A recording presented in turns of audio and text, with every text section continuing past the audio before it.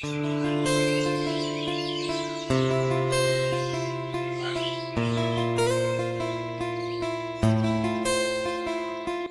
সকাল আমার প্রিয় বন্ধুরা, আশা করছি তোমরা যে যেখানে আছো সকলে ভালো আছো, সুস্থ আছো। বীরভূম জেলার ছোট্ট একটি গ্রাম থেকে আমি দৈবকী তোমাদের সকলকে জানাই আমার ব্লগ চ্যানেলে অনেক অনেক স্বাগত আর আমার অনেক অনেক ভালোবাসা। বাজে এখন সকাল 5:30। ঘুম থেকে উঠে চোখে মুখে জল নিয়ে সদর দরজা খুলে পুকুর ঘাটে গিয়েছিলাম। পুকুর ঘাট থেকে জল এনে মারুলি দিতে শুরু করেছি। প্রথমে বাইরে দিয়ে দিয়েছি আর এখন দেখো উঠোনের মাঝখানে দিয়ে দিচ্ছি। আর আমি যখন উঠেছি দিদিও তখন উঠেছে। আমি মারুলি দিতে শুরু করলাম আর দিদি উঠোনগুলো ঝাড় দিতে শুরু করে দিল। ঘরের ভিতরগুলো ঝাড়ু দিলাম, তারপরে ঘরগুলো মুছে নিয়েছি। দিয়ে দেখো চলে এলাম পুকুর পাড়ে বাসনগুলো ধুয়ে নেব বলে। আর তোমরা তো জানোই যে বাসনটা আমি ওই যে ঘরগুলো ঝাড়ু দিই তারপরে ভিজিয়ে যায়, যে ঘরগুলো মোছার পর ধুয়ে নিই। আর ওই দেখো একটা দিদি এসছে, দেখো ওই দিদিটাও মারুলি দিল, দিয়ে উঠোন ঝাড় দেওয়ার পর আর কি নেতাটা ঝাঁটাটা ধুতে এসছে। মানে বোঝো আমি কত তাড়াতাড়ি উঠেছি, আমার কিন্তু দেওয়া হয়ে গেছে। তো দেখো ওপরেই তুলে নিলাম বাসনগুলো, দিয়ে ওপরে বসে বসে এক এক করে বাসনগুলো মেজে নিচ্ছি। আর ওই যে নিচটায় মাজলে কি হয় জানো তো, অনেক কাদা পাটা ঢুকে যায়, আবার মানে অসুবিধাও হয় নিচু হয়ে মাজতে। তাই ভাবলাম ওপরে একদম তুলে নিই, ওপরে বেশ বসে বসে ভালো করেই মাজা যাবে। তাই ওপরে বসেই সব বাসনগুলো মেজে নিলাম। বাসনগুলো মেজে নেওয়ার পর ধামা যে জলটা ছিল সেই জলটা ফেলে দিয়ে ভালো জল নিয়ে বাসনগুলো ধুয়ে নিলাম। তারপরে আবার চলে যাব আমি কলপাড়ে, আর কলপাড়ে গিয়ে আরেকবার কলের জলে বাসনগুলো ধুয়ে নেব। রুদ্রর বাবা আর ভাই যাবে বাজারে আজকে সকাল সকাল, দেখো লিস্ট নিয়ে বসেছে। আর আজকে তো সবজি বাজার করতে যাবে, কালকে মুদিখানা বাজার করে নিয়ে এসছে। তো ভাই এই মাত্র উঠলো, ভাইকে চা করে দিলাম, চা খাচ্ছে। মানে জামাইবাবু শালাকে তোলাতে পারছে না যে ওঠো বাজারে যাব, আমাকে বললো ভাইকে ওঠাও, ঘুমাচ্ছে, বাজার করতে যাব, দেরি হয়ে যাচ্ছে। সবজি বাজার বলে কথা, সকাল সকাল না গেলে হবে, টাটকা টাটকা জিনিসগুলো তো সব বিক্রি হয়ে যাবে। আর এদিকে আমারও সমস্ত কিছু কাজ হয়ে গেছে। তবে ওই যে আজকেও কিছু জামা কাপড় ভিজিয়েছি, সেগুলো কেচে একদম স্নান করে আমি আসবো। ভেজালাম, ভিজিয়ে চাটা করে দিলাম। চুলটা দাড়িটা অবশ্যই কাটবে, একজন কমেন্ট করে বলেছে দাদা ভাইকে বলো চুল দাড়িটা কাটতে। আজকে সকাল সকাল স্নানটা সেরে নিলাম গো, কারণ আজকে আমার অনেক কাজ আর বাড়িতে দিদি নেই, আমাকে কিন্তু একা হাতে সবটা সামলাতে হবে। তো স্নান করে এসে আজকেও তো কিছু জামা কাপড় কেচেছিলাম, সেগুলোকে মেলে দিলাম। মেলে দেওয়ার পর এই যে ঠাকুর সেবা দিয়ে দিচ্ছি। আজকে অনেকগুলোই ফুল পেয়েছি। আজকে লাল জবা ছিল, সাদা জবা ছিল, তারপরে আকন্দ ফুল ছিল, মানে তারপর নয়নতারা ছিল, সব ফুল মিলিয়ে সব ঠাকুরের চরণে দিয়েছি। তারপরে সেবাটা দিয়ে দিলাম। দুটো মুড়ি খেয়ে মাঠে চলে এলাম। ওই যে আমাদের পাট শাক লাগানো হয়েছে, পাট শাকগুলো তুলবো বলে। পরশু দিনকে পাট শাক হয়েছিল, সেদিন বাবা তুলে নিয়ে গেছিল। তার আগের দিন তো আমি এসেছিলাম, দিয়ে তুলে নিয়ে গেছিলাম। আজকে বাবা নেই, তো ভাবলাম আমি যাই শাকগুলো তুলে নিয়ে আসি। তাই শাক তুলে নিচ্ছি। আর কালকে তো শাক করিনি, কালকে ডাল করেছিলাম। আর জানো তো শাক আর ডাল যদি একসাথে হয় খেতে চায় না, বাবা বলে যে কোনো একটা করবে। তো কালকে ডাল করেছিলাম আর আজকে শাক করব। তো দেখো শাকগুলো আমি এক এক করে তুলে নিচ্ছি। আর বেশ ঠান্ডা ফুরফুরে বাতাস দিচ্ছে, দেখো শাকগুলো কেমন নড়ছে। আর তুলতে জানো তো বেশ ভালো লাগছে, মানে খুব বড়ও নয় আবার খুব ছোটও নয়, তাই খুব সুন্দরভাবে শাকগুলো তোলা হচ্ছে। তো দেখো দেখতে দেখতে কিন্তু আমার অনেকগুলোই শাক তোলা হয়ে গেছে। তো আর বেশি নেব না, আর একটুখানি নেব, তারপরে আমি বাড়ি চলে যাব।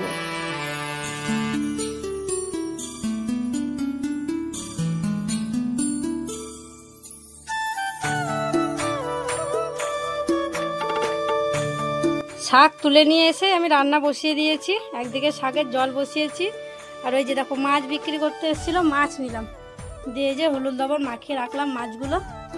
আর এখানে দেখছো আর একটা কড়াইয়ে মাটি লেপা আছে, মানে কম যেগুলো তরকারি ছোট কড়াইয়ে হবে, বেশি তরকারিটা বড় কড়াইয়ে হবে। আর মানে 3 জন বাড়িতে আছি, 3 জনেই কাজে ব্যস্ত। এদিকে মাকে দিয়েছি শাকগুলো বাছার জন্য, মা পাট শাকগুলো দেখো বেছে দিচ্ছে। বাছা তেমন কিছু নেই, একদম দেখো ঝরঝরে শাক, শুধু যেগুলো আর কি ডাঁটগুলো বড় বড় আছে, মাকে বললাম একটু ডাঁটগুলো কেটে দেন আর একটু ঝেড়ে দেন। বৃষ্টি হয়েছিল তো কদিন আগে, তো তো একটু জল পেয়েছিল তখন আর কি মাটিগুলো লেগেছিল একটু একটু, তাই মা একটু বেছে দিচ্ছে। আর ওইদিকে বাবা মুরগি ছাড়াচ্ছে, আজকে মুরগির মাংস হবে, মুরগি নিয়ে আসা হয়েছে, তো সেই জন্য মুরগি ছাড়াচ্ছে। তো বাবা ছাড়াবে, কেটে দেবে, আমি রান্না করবো। আর মুরগির মাংসটা বড় কড়াইয়ে রান্না হবে, সেই জন্য বড় কড়াইয়ে মাটি লেপা হয়েছে। সেই সকালবেলায় শালা জামাইবাবুতে গেছিলো বাজারে, আর এখন বাজে 12টা, এইমাত্র এলো। আর দেখো গাড়ি পুরো ভর্তি, সামনে মানে মাঝখানে সব জায়গায় নিয়ে নিয়েছে। নামো, গাড়ি কোথায় রেখেছিলে বাজার করার সময়? তেলের জন্য আমি দাঁড়ালাম জানো কতক্ষণ, আমি রান্না চাপাতে পারছিলাম না। দিয়ে আবার কী করবো, দোকানে গেলাম, দিয়ে তেল নিয়ে এলাম 100 গ্রাম কম করে আর কি নিয়ে এলাম, যে এবার বাড়ির তেলে আর কি রান্না করব। হলো সব কিছু পেলে তো?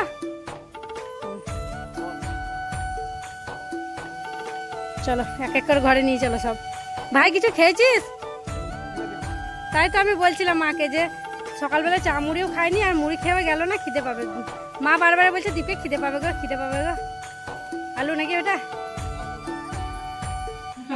আমি রান্না বান্না করছিলাম, আর দেখো বাড়িতে কত আত্মীয় চলে এসছে। বড় দিদি, বড় জামাইবাবু, আর এটা হচ্ছে দিদির যা, এটা দিদির দেওর, এটা তো আমার ভাগ্নি, আর ওইটা একটা ভাগ্নি, এই জায়ের মানে দিদির জায়ের নিয়ে। তো আজকে থেকে দেখো আত্মীয় আসা শুরু। এখন আমার দিদিরা আসবে, আমার মারা আসবে, মানে আজ থেকেই না খুব আনন্দ লাগছে যে সবাই এসছে, মানে খুব খুশি আজকে থেকে। তো ওদের আসা অনেকক্ষণই হলো, এলো, মিষ্টি জল দিলাম, খেলো, তারপরে চা করে দিলাম। মানে রান্না করতে করতে ওই দিক থেকে আমি চাটা করলাম, চা বিস্কুট দিলাম, এখন চা বিস্কুট খাচ্ছে। আর দিদি মাত্র স্কুল থেকে এলো আর কি। তো দিদি এখন মাকে স্নান করাবে, আমার আজকে স্নান করানো হয়নি মাকে, জানো তো। এই যে রান্না বান্নাটা একটু আগেই বসিয়েছিলাম। তো যাই হোক, পরে গল্প করবো, চলো আগে রান্না বান্নাটা করে নিই, কারণ আত্মীয়দেরকে ঠিক টাইমে খাবারটা দিতে হবে। চলো আমি রান্না বান্নাটা সেরে নিই।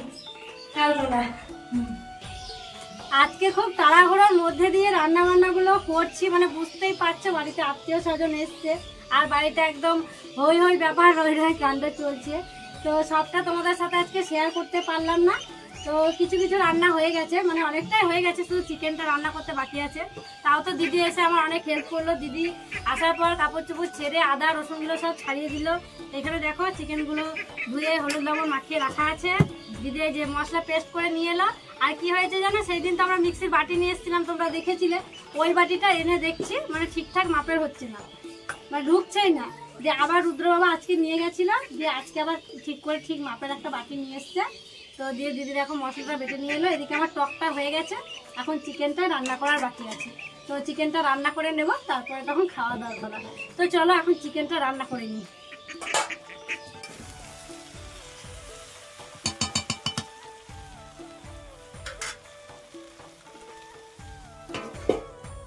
মাংসটা কষানোর পর দেখো জল দিয়ে ঢাকা দিয়ে দিয়েছি, আর কেমন তেল ভেসে উঠেছে। তো এখন ভিতরটা দেখার পালা। অনেকক্ষণই লাগবে সিদ্ধ হতে, তবে কি বলো তো, সিদ্ধ করতে দিয়েছি তো আলুগুলো, তো মাঝে মধ্যে একটু নাড়া দিতে হবে, নইলে ধরে যেতে পারে। ধরবে না, কারণ অনেকটাই ঝোল দেওয়া আছে, আর তোমরা তো জানোই আমাদের বাড়ির সবাই ঝোল খেতে আর কি পছন্দ করে। তোমরা বলো যে এত ঝোল দাও কেন, তবে ওই যে সবাই ঝোল দিয়ে মাখিয়ে খেতে ভালোবাসে বলে দিয়ে। দেখো থালার মধ্যে কত তেল জমে আছে, দেখছো? ভিতরটা একটু দেখে নি। ওয়াও, ওই দিকটা একদম লাল হয়ে আছে, আর এই দিকটায় ফুটছে বলে এই দিকটা একদম মনে হচ্ছে যেন কালার হয়নি। তো যাই হোক, আর একটু হোক, তারপরে নাড়াচাড়া করব। আমার চিকেন রান্না হয়ে গেছে। তো দিদি এখানে ছিল, তো দিদিকে বললাম তুমি একটু টেস্ট করে দেখো যে লবণটা কেমন হয়েছে। তো দিদি টেস্ট করলো, করে বললো যে একটু লাগবে, তাই আমি আরেকটু লবণ দিয়ে দিলাম। আর দিদি এখানে দেখো বসে বসে একটু ঝোল আছে, সেটাকেই খেয়ে নিচ্ছে। রান্না বান্না হওয়া মাত্র সবাইকে খেতে দিতে শুরু করে দিয়েছি। আর আজকে তো অনেকজন, সেই জন্য পাতায় খেতে দিচ্ছি, মানে সবাইকে, বাচ্চাদেরকে পাতাতে দিয়েছি, জামাইবাবুকে আর জামাইবাবুর ভাইকে থালাতে দিয়েছি। তো ওদের খাওয়া হবে, এক ব্যাচ বসেছে, দিয়ে পরে তখন আর এক ব্যাচ বসা হবে। এক এক করে সবাইকে খেতে দিতে শুরু করেছি। তবে সবাই বলতে ভাইয়ের আর রুদ্র বাবার জায়গা হয়নি, ওরা পরে বসে পড়বে। তো দেখো জামাইবাবুরা উঠে গিয়েছিল, তারপরে ভাইকে আর রুদ্র বাবাকে দিয়ে দিয়েছি। ওদেরও খাওয়া প্রায় শেষের দিকে। এবারে আমরা 4 জনে আছি, আমরাও দেখো বসে পড়েছি। ওই যে 2 দিদি 3 দিদি আমার, আর আমি বসেছি। আমরা খুব জমিয়ে গল্প করছি আর খাওয়া দাওয়া করছি, জানো তো, অনেক দিন পর একসাথে খাওয়া দাওয়া করছি। খাওয়া দাওয়া করার পর সবাই মিলে একসাথে বসে অনেকক্ষণ গল্প করেছি। আর এখন বিকেল হয়ে গেছে আর আমি উঠোন লেপতে শুরু করলাম, কারণ সব অনুষ্ঠানে তো উঠোন লেপা হয়, পুজো পাল যাই হোক না কেন। আর কালকে তো রুদ্রর জন্মদিন, সেই জন্য উঠোনটা লেপে নিচ্ছি। আর এই উঠোনেই তো সব হবে, সব মানে এই উঠোনেই রান্না বান্না হবে, এই উঠোনেই খাওয়া দাওয়া হবে, তো উঠোনটাকেও তো একটু পরিষ্কার পরিচ্ছন্ন করতে হবে, তাই না? আর দেখো আমি লেপছিলাম আর একটা পিসি এসছে। মাকে প্রথমে জিজ্ঞাসা করেছে আমার কথা, তো মা বলেছে উঠোনের দিকে আছে, তাই উঠোনের দিকে এসে আমার সঙ্গে দেখো গল্প করছে। আর আমি পিসিমার সাথে গল্প করছি আর উঠোনটা লেপে নিচ্ছি। এক পাশ করে উঠোনটা লেপছি, মানে দুবার ওদিকে লম্বা করে লেপা হয়েছে, আবার দেখো লম্বা করে লেপে নেব। তো এভাবেই পুরো উঠোনটা আমি লেপে নেব। তো চলো, অনেকটাই সময় লাগবে, আমি এখন উঠোনটা লেপে নিই। কালকে যখন রুদ্র বাবারা বাজারে গেছিল তখন রুদ্র বাবা বললো না যে একটা সারপ্রাইজ আছে আর কি, রুদ্রকে বলবে না, সিক্রেট ব্যাপার। তো তোমাদেরকেও বলেছিলাম যে একটা সিক্রেট ব্যাপার আছে। এই দেখো সাইকেলটা দেখছো, এটা হচ্ছে ভাইরা মানে বাবারা দিল। ভাই কালকে রুদ্র বাবার সাথে গেছিল, দিয়ে নিয়ে আমাদের রাস্তা অনেকটা রাত হয়ে গেছিল, অনেকটা রাত হয়ে গেছিল, দিয়ে তোমাদের সাথে ভিডিও আর কি শেষে করে দিয়েছিলাম, যে দেখানো হয়নি। তো এই যে হচ্ছে সাইকেল, আর রুদ্র তো খুব খুব খুশি হবে, কি বলবো, মানে ও তো মানে দেবো বলেছে তখন থেকেই খুশি খুশি ছিল। এবার যখন চোখের সামনে দেখবে না তখন তো বিশাল খুশি হবে, কি বলবো। আর কি জানো তো, কালকে নিয়ে আসা হয়েছে, তবে রুদ্রকে জানানো হয়নি এখনো পর্যন্ত। কাকাদের বাড়িতে লুকিয়ে রাখা হয়েছে, ও বার্থডে কেক কাটা হবে বা আগে বা যাই হোক যখন হবে তোমরাও দেখতে পাবে, তখন আর কি ওকে সাইকেলটা দিয়ে আর কি অবাক করে দেয়। কিন্তু আমরা ওটাই ভাবছি যে ওকে অবাকটা করা যায় কিভাবে। হ্যাঁ, খুশি হবে, ভাবে দেখি। এই বাবা, রুদ্র বাবা সাইকেল তুমি চাপবা না? না, আমাদের চিন্তাধারা হচ্ছে যে কি বলতো, ওকে এই সাইকেলটা দেওয়া যায় কখন, ওকে জানাবে কি, ওর ভিডিও তার পরের দিন যাবে, তাই না? হ্যাঁ, না এটা তো কালকে দুপুরে দেখবে, আর কালকে রাত্রে তো এটা দেওয়া হয়। আরে রাত, ওটাই তো, ওকে দেবো কখন? ও ঘুম থেকে ওটা সাইকেলটা ওর কাছে দেখবে, নাকি ঘুম থেকে ওঠার পর ও উঠোনে দেখবে? হ্যাঁ, হয়তো এরকম করা যায় না যে সকালবেলা ধরো ঘুম থেকে ও ঘুম ভাঙার আগেই বিছানার মধ্যে সাইকেলটাকে ছুঁয়ে দেবো ওর কাছে, ও ঘুম থেকে উঠে সাইকেলটা দেখবে, মানে একটা, হ্যাঁ একটা অবাক হবে। আবার এটাও ভাবছি যে উঠোনে রাখবো, তারপরে ও এসে দেখবে যে না উঠোনে সাইকেল, মানে অনেক রকম মানে চিন্তাধারা আছে, কিন্তু কোনটা ভালো হবে, কিভাবে অবাক করা যায় আর কি।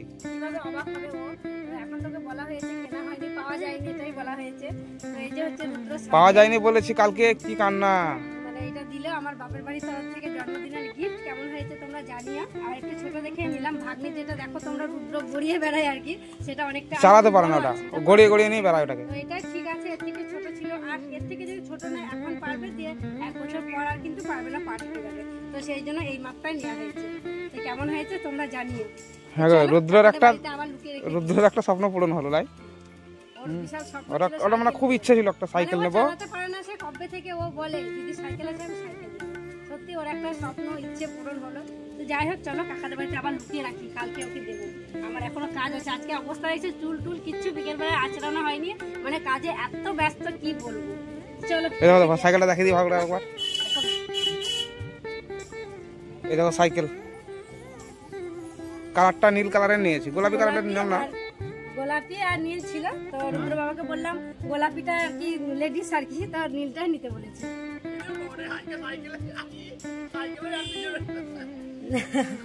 যাই হোক, চলো ঘরে এখন রেখে দিই।